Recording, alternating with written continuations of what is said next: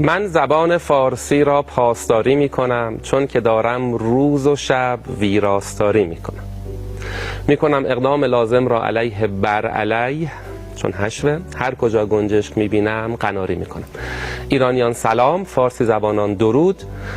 در درس گفتار درست نویسی فارسی می خواهیم یاد بگیریم که معنای مد نظرمون رو از طریق متنهامون گویا، شفاف، روان، سالم و محکم برسونیم و بتونیم با خواننده ها و مخاطبان خودمون ارتباط بهتری برقرار بکنیم. هدف کلان این دوره اینه که با زبان فارسی بیشتر آشنا بشیم در حوزه نوشتار و قواعد درست نویسی رو بیاموزیم از مسیر یاد گرفتن غلط ها و بتونیم ارتباط های عمیق‌تر و گرمتری برقرار بکنیم. و اهداف کوچیکی هم داره در حد اینکه یه دونه نیم فاصله بذاریم بین واژه ها. میدونید نیم فاصله چیه؟ بهش میرسیم. و اینکه بتونیم متنمون رو از نظر آراستگی بهینه کنیم. درس گفتار زبان فارسی رو جستجو بکنید، جزوه این درس رو پیدا خواهید کرد. قلم و کاغذ دست بگیرید و با همدیگه شروع کنیم این راه بلند و ناپیموده رو تا بتونیم هر جایی که هستیم متنمون رو بهتر کنیم. مخاطبان این دوره کیان؟ همه اهالی تولید محتوا، تولید محتوای متنی، مثل خبرنگاران نازنین، کسایی که پایان نامه می نویسن، اونایی که دارن توی شبکه‌های اجتماعی، توی وبگاه‌ها متن تولید میکنن، همه نویسنده ها، مترجما و ناشرا و البته تا حد کمی ویراستارهایی که خودشون به این بحثا مسلطن و شاید این گفته ها براشون دانسته هاشون رو منظم بکنه. فقط بریم سراغ درس ها. ما از زبان شروع میکنیم، جایی که تمام خانه ما آنجا قرار گرفته و با اون بزرگ شدیم، و زبان شیرین فارسی.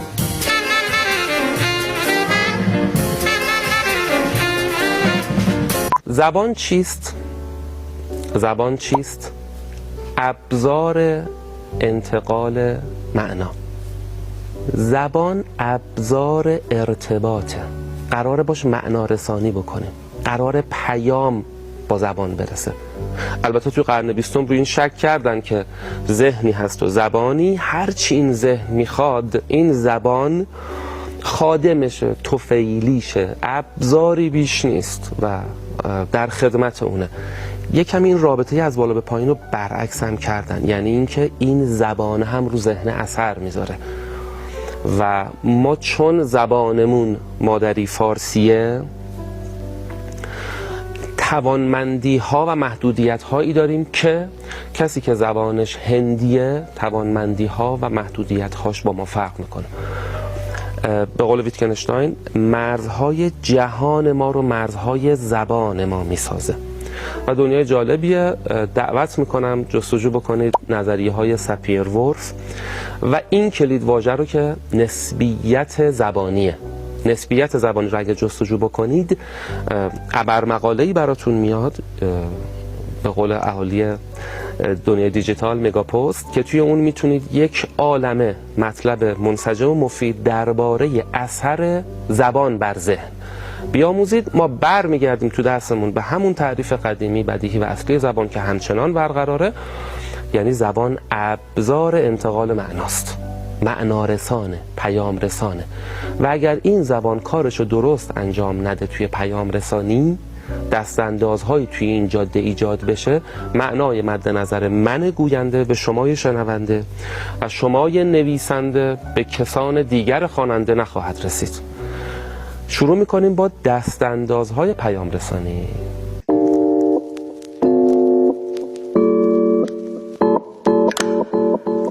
اگر نویسنده‌ای در کار باشه و خواننده‌ای، متن این قراره به آستانه فهم این برسه. کوتاه‌ترین خط چه خطیه؟ خط مستقیم. سریع و صریح زبان اگه کارشو انجام بده، یعنی معنای مد نظر نویسنده رو به خواننده رسونده. حالا بیاید با هم این خط مستقیم صریح رو خراب کنیم. یعنی چه خراب کنیم؟ یعنی ببینیم چجوری میشه معنای مد نظر این به این یا نرسه یا بد برسه. یک، معنا از نویسنده خارج میشه ولی به خواننده نمیرسه. مثل توی این پویانمه‌های قدیمی هست که توی بیابونی راه آهن میرفت بعد تموم میشد، هیچ نبود، و هم نساختن بقیه‌اش. جمله‌ای که هیچ معنایی نرسونه، هیچ، تاکید میکنم اینکه به سختی بفهمیشه بحث دیگه است، هیچ چی نمیفهمن. ما به این میگیم ابهام. یه نقطه داره، مثلا میگه بنفشی ذهنش نتوانست پشت بام را بکارد. چی شد؟ فقط سرما تایر عقب بی نهایت بود. ونو پلوق دت خق سوق، از یه زبان دیگه. اینجاها زبان کارشو نتونسته انجام بده چون معنا رو به خواننده نرسونده. توی متناتون ابهام نباید باشه. حالا ما متن نداریم که سراپا مبهم باشه مگر اینکه مال زبان دیگه‌ای باشه که شما بهش مسلط نیستید. توی فارسی می شود که توی یه متن تک جمله هایی، چند جمله ای، شاید حتی یه پاراگرافی نفهمیدنی و مبهم و ناگویا باشه. این ایراد بزرگیه و باید مراقب باشه توی متناتون، خواننده متنتون رو بفهمه. دوستان نویسنده عزیز، راز این که شما نویسنده توانمندی بشید اینه که از خانه ذهنتون بیرون بیایید و در لانه ذهن خواننده بنشینید. از اون طریق معنای مد نظر نویسنده رو بخونید و متن خودتون رو از بیرون نگاه کنید. پس از نوشتن، البته موقع نوشتن گرم نوشتن باشید، به قول همینگوی مست بنویس، اما هوشیار ویرایش کن. خودتون رو بذارید جای خواننده و الان مراقب باشید ابهام تو متنتون نباشه. پس جاده یه جوری خراب شد اصلا نرسید. آقا این جاده ما رو به هیچ جا نمیرسونه. دستانداز دوم معنا رسانی. معنا از نویسنده به خواننده میرسه، خوبم میرسه، اما دوتا رسید. خواننده از اون جمله 2 معنا برداشت میکنه. به این میگیم ایهام. 2 نقطه داره، ابهام، ایهام. ایهام یعنی چند معنایی. توی جاده بخوایم بگیم مثل دوراهی میمونه. نویسنده نوشته، خواننده میرسه بهش، با یه دوراهی مواجه میشه، اینو برم یا اینو برم. الان جاده ما رو هدایت نمیکنه. اسم دیگه ای داره، نوع دیگهش کژتابی، که این خطای جدی نگارشی هست، باید مراقبش باشید. فرق کژتابی با ایهام چیه؟ شباهتشون این بود که هر دو معنا رو میرسوندن، اما فرق این دوتا چیه؟ ما توی ایهام، بذارید اول با مثال براتون روشن بکنم ببینم خودتون متوجه میشید، یه مقدار ذهنمون رو با هم درگیر کنیم ها. چای برات میخواد بیاره، میگه چای میخوری؟ ممنون. میخوری یا نمیخوری؟ ها آره میخورم. این ممنون تشکر پیش از آوردن چای بوده. گاهی وقتا هم ممنون یعنی نه نمیخوام، سپاسگزارم که به فکر من بود، من چای نمیخورم. 2 معنا میداد ممنون اینجا توی این بافت. ما به این میگیم کژتابی. حالا نمونه دیگر رو گوش کنید. در هر صورت لبخند زیباست. در هر صورت لبخند زیباست. چه قشنگ 2 معنی میده. صورت اینجا یکی به معنی چهره است، یکی هم در هر صورت یعنی در هر حال، به هر حال. دیدید گفتید چه قشنگ، ولی واسه چای میخوری ممنون نگفتید قشنگ.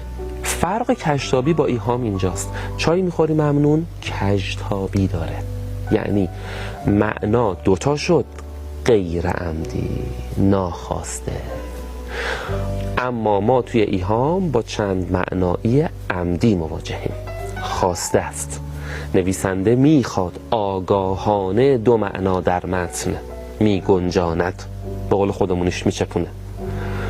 دیشب صدای تیشه از بیستون نیامد، شاید به خواب شیرین فرهاد رفته باشد. خواب شیرین ایهام داره، چون شاعر به زیبایی میخواسته 2 معنا رو بگنجونه و از خداشه که خواننده هر 2 رو بفهمه و هر 2 مد نظره، هیچ کدوم پرت نیست.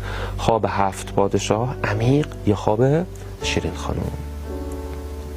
ما از ایهام توی متن‌هامون میتونیم استفاده بکنیم، مجازه. اصلا یکی از آرایه‌های ادبی جذاب زبان فارسیه، اما نه در همه متن‌ها. در متن‌های علمی، اداری، حقوقی و هر متن رسمی اجازه آوردن این آرایه ادبی یعنی ایهام و هیچ آرایه ادبی دیگری رو ندارید. توی خبرنویسی هم همچین اجازه‌ای نیست، مگر باز توی تیترش، تو عنوانش.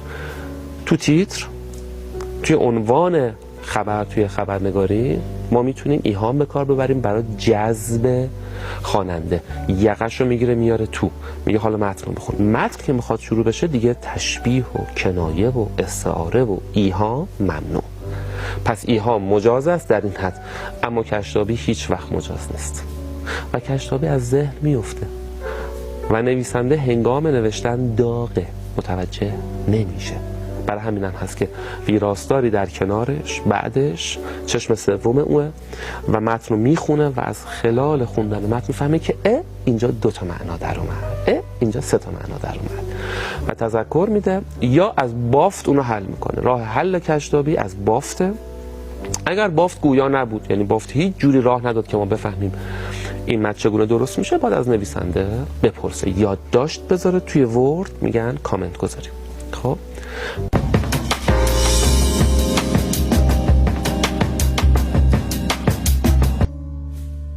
پس دستانداز اول ابهام بود، دستانداز دوم چی بود؟ کشتابی یا ایهام. آخ بریم سراغ سومین دستانداز معنا رسانی. معنا میرسه، یه دونم میرسه، اما پیچیده میرسه. آمدی جانم به قربانت. چه طرز اومده، مثل نوار قلبا، خط صاف نیست. میخونی معنا رو به زحمت، پس از 2 بار 3 بار 4 بار خوندن به زور میفهمی. شب امتحاناتون یادتونه تو بعضی از کتاب دانشگاهی آقا واسه من نوشتی، من نمیفهمم اینو. ایراد از متنه. به قول ما دهه 60 ها به گیرنده های خودتون دست نزنید، اشکال از فرستنده است. ما نمونه بارز و متاسفانه بسیار رایج پیچیده نویسی رو توی متن‌های حقوقی می‌بینیم. به جرئت میگم بدترین نوع متن‌های فارسی معاصر متن‌های حقوقی هستند. درست تخصصی باید باشه، اما وقتی موضوعش عامه، برای زندگی عمومی مردم، علمی نیست به اون معنی مثلا فرض کن فیزیک و شیمیش، درباره کلاهبرداری و ازدواج و شکستن مثلا فرض کن شیشه و این هاست، ما حق نداریم انقدر پیچیده بنویسیم که مخاطب این متن که متهم یا خواهانه یا خوانده است این 2 تا نفهمن متن. بعد از حقوقی ها اداریان و بعد از اداریان علمیان و ما درباره پیچیده نویسی با هم صحبت خواهیم کرد که ما منظورمون پیچیدگی ساختاری و زبانیه. ممکنه متن خودش سنگین باشه، محتوا پیچیده باشه، فلسفی باشه، فیزیک باشه، شیمی باشه و انقدر خودش عمیقی که خواننده به سختی معنا رو میفهمه. اما شما نباید در زبان متن پیچیدگی ایجاد کنید. ببین یه وقت از یه جاده شما قرار از کوه برید بالا با ماشین، سخته، جاده کفی نیست، اتوبان بزرگراه نیست، اما آسفالتش آسفالت سالمیه. این جاده جون میده برای اینکه تو باش کشتی بگیری، که با اصل سختی جاده و کوه بالا رفتن کشتی بگیری، نه دیگه با آسفالت، نه دیگه با آسفالت. خواننده‌ای که متن رو میخونه که پیچیده است، به تعبیر خودمونی دهنش آسفالت میشه، سخته براش، گیر میکنه. حق نداریم پیچیدگی زبانی ایجاد بکنیم. متن فلسفی معنا سنگین، باید زبان شفاف و گویا باشه و اینو قبول میکنید مخاطبان فرهیخته این شبکه که هر چقدر ما وارد دنیاهای دقیق تر بشیم، ابزارهای ما باید دقیق تر بشه. درسته؟ یه وقت میگم آقا اینجا 3 متری هست، خیلی هم مهم نیست، 3 متر 12 متر، فکر میکنم مثلا یه قالی 3x4 اینجا جا بیفته. اما شما وقتی که دارید درباره مثلا معماری صحبت میکنید توی کنج خیلی حساسی از یه بنا، دیگه با خطکش و جلوتر با کولیس و اینا اندازه میگیرید. وقتی CNC میخواید بکنید ببرید یه تیکه فلز، هر چقدر موضوع دقیق تر بشه ابزار دقیق تر، این اصل بدیهیه. حالا گفتار طبیعی ما خیلی دقیق نیست، اما متن علمی دقیقه. توش واژه ها هر کدوم بار معنایی خاص دارن و سر جاشون باید بشینن. اگه اینم قبول کردید این دوتا مقدمه رو، پس باید نتیجه رو قبول بکنید. متن علمی باید دقیق تر از، باید شفاف تر از، باید گویاتر از، باید رساتر از، باید فهماتر از متن معمولی باشه و نیست. مخاطب همون متن اون رو نمیفهمه. یعنی طرف مثلا پسا دکتری هوافضا داره، متن هوافضا میذاره جلوش، با سختی میخونه. و پیچیده نویسی آفت بزرگیه که ما با عدد و رقم میتونیم نشون بدیم توی سازمان که نامه ها که پیچیدن، متن ها که نفهمیدنی هن، چقدر ارتباط های سازمانی دچار دستانداز شده توی این سازمان و تو بلند مدت چند میلیون، چند 10 میلیون، چند میلیارد ضرر به اون سازمان میخوره. پیامک برای شما میاد باز میکنید از نهادهای گاهی دولتی، نمیفهمیش، پیچیده است، به هم ریخته است. میدونید چقدر صرف این پیامک شده که برای مثلا فرض کن 25,000 نفر بفرستن؟ راه ندادن یه نفر اینو ویرایش بکنه.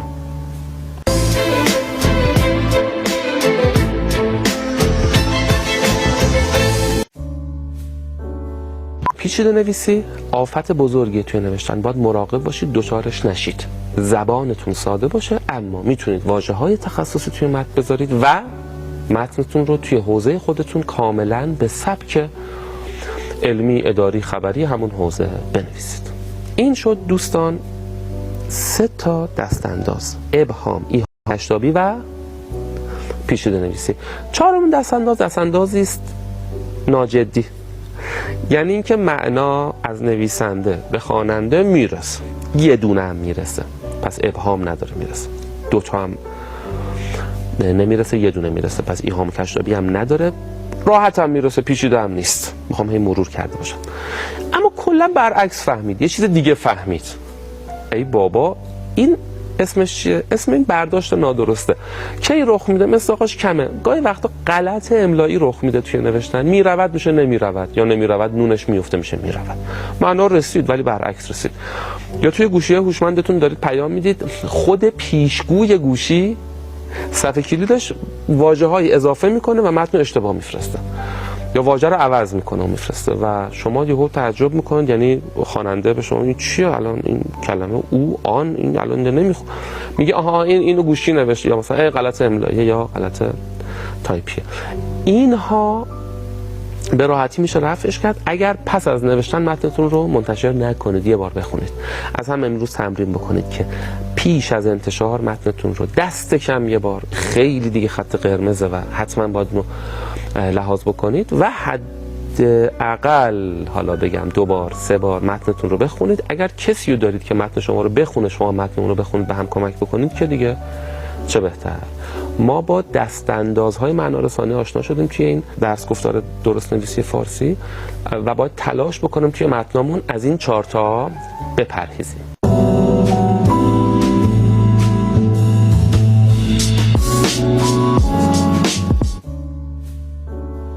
توی این دقایق هم میخوام درباره اصلی صحبت کنم به نام زبان معیار. پایه‌های درست نویسی یکی با این دستاندازها معنادار شد براتون، یکی با زبان معیار و یکی هم با اینکه اصلا درست نویسی از چه مسیریه، روش کار ما چیه.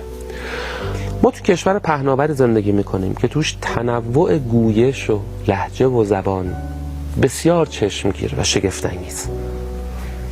درباره اینکه به این لهجه ها و گویش ها و زبان ها باید توجه بکنیم، به اونها وزن بدیم توی برنامه ها و توی رسانه ها و اینها و نگهشون داریم، پاسداری کنیم از اونها، اینها همه پر خورد فرهنگه، هیچ شکی نیست. الان درس من این ور ماجراست. ما یه دونه زبان نیاز داریم برای اینکه تمام این کشور پهناور بتونه با هم ارتباط برقرار بکنه با اون زبان. اگر زبان ابزار ارتباطه، زبان معیار ابزار ارتباط ملیه. یه دونه ملی اضافه کنید تهش. ملتی، کشوری میتوانند با هم با اون زبان صحبت بکنن، اطلاع رسانی، پیام، نقد، پاسخ. کسی اگر شمال غرب ایران عزیزمون صحبت بکنه، لزوما کسی که جنوب شرق معنای مد نظر اون رو نمیفهمه، اما اگه بنویسه اون میفهمه. چرا؟ چون همه اینها اول دبستان پای یک کتاب نشستن، کتاب فارسی، و اولین جمله بابا آبداد که الان دیدم عوض شده. چرا به همه یک کتاب دادن؟ سیاستی بوده پشتش؟ بله، این سیاست جمهوری اسلامیه. فقط سیاست کشور ماست؟ نه، تمام کشورهای دنیا. ما که جمعیتمون مثلا در برابر چین چیزی نیست، 1 میلیارد خورده ای. یکی میگفت همچه میگه خورده ای، انگار 4 نفر اونجا وایسادن. این خورده ایش خودش 4-5 برابر ایران. 1 میلیارد و 400 خورده ای میلیون جمعیت یک زبان نوشتاری واحد دارن. چرا؟ چون رئیس جمهورش که میخواد حرف بزنه همه بفهمن، چون مردم که میخوان با حکومت صحبت بکنن، رسانه ها با هم دیگه، تو دنیای تبلیغات، توی علم، تو هر جایی که زبان در کار و ارتباط برقراره، که تقریبا میشه گفت که هیچ جا نیست که زبان برقرار نباشه، این زبان واحد کمک میکنه که ما با هم دیگه ارتباط برقرار بکنیم. اگر این نبود، ما سخن یه روزنامه‌نگار رو امشب باید ترجمه میکردیم به همه گویش ها و لهجه های خودمون. پس لازمه هر کشوری هم به تنوع فرهنگی زبانیش توجه بسیار زیاد بکنه و هم یک زبان واحد معیار داشته باشه، استاندارد لنگویج. این زبان معیار یه جاهایی تو دنیا نیست و دردسر دارن، تو کشورها نه.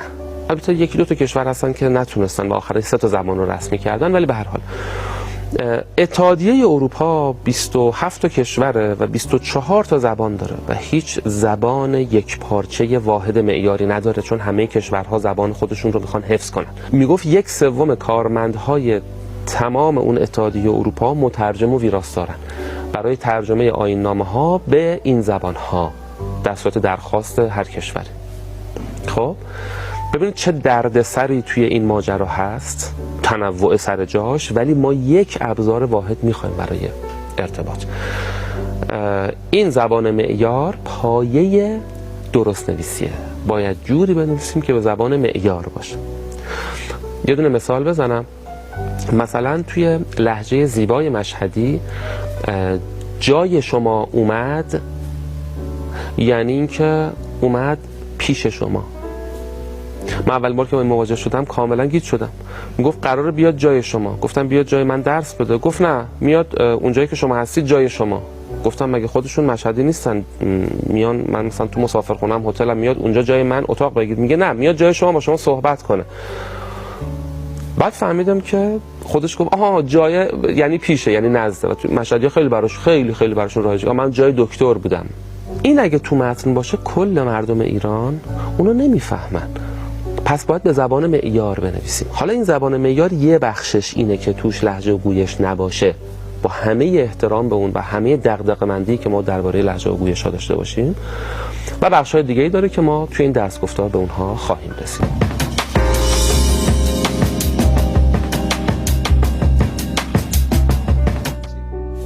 ما به زبان فارسی معیار می‌نویسیم.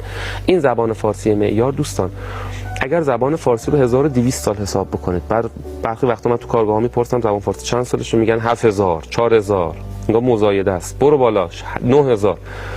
زبان فارسی 3 دوره داشته: فارسی باستان، فارسی میانه، اون زبان هخامنشیان بوده، ساسانیان بوده، و فارسی نو جدید دری. این فارسی دری حدود 1200 سال 1300 سالشه که از وقتی که اولین آثار رسمی مکتوب توش پدیدار شدن تا الان. این 1200 سال 3 تا کشور رو به صورت رسمی تو خودش گرفته و زبان رسمی اونها شده: ایران، تاجیکستان و افغانستان. بقیه کشورها زبان رسمیشون دیگه فارسی نیست. توی ازبکستان مثلا جمعیت چشمگیر حدود فکر می‌کنم 1.2 میلیون نفر به فارسی صحبت می‌کنن، ولی زبان رسمی اون کشور فارسی نیست. این 3 تا کشور این 1200 سال فارسیشون دریه. 3 تا هم دریه. فکر نکنید وقت فارسی دری فارسی افغانستانی‌های نازنینه. اما همین فارسی دری وقتی بوده که به متن زمان مثلا سعدی بوده، یه وقت هم از به متن زمان ماست. پس یه تغییراتی کرده، هم دستوری، هم آوایی و هم واژگانی. این زبان فارسی معیار ما از پس از مشروطه شکل گرفت به کوشش بزرگ مردانی که اونها فارسی رو تمیز، سالم، روان، محکم و گویا نوشتند و به دست ما رسید، شکل گرفته. زبان معیار جایی نیست که ما بهش مراجعه کنیم بگیم این. الان توی خبر ساعت 14 و ساعت 21 شبکه یک فارسی معیاره و توی متن‌های رسمی درست به زبان معیار بنویسیم و دچار دستاندازهای معنارسانی توی متن‌ها نشیم تا بتونیم درست بنویسیم. روش کار ما توی درست نویسی اینه که غلط‌ها رو بگیم و از اونها بپرهیزیم، خود به خود متن درست میشه. ما درست ها رو نمیگیم. برای همین است که کتاب ارزشمند ما غلط ننویسیم ابوالحسن نجفی منفی نوشته، یعنی غلط ننویسیم. بیایم با هم دیگه درست بنویسیم.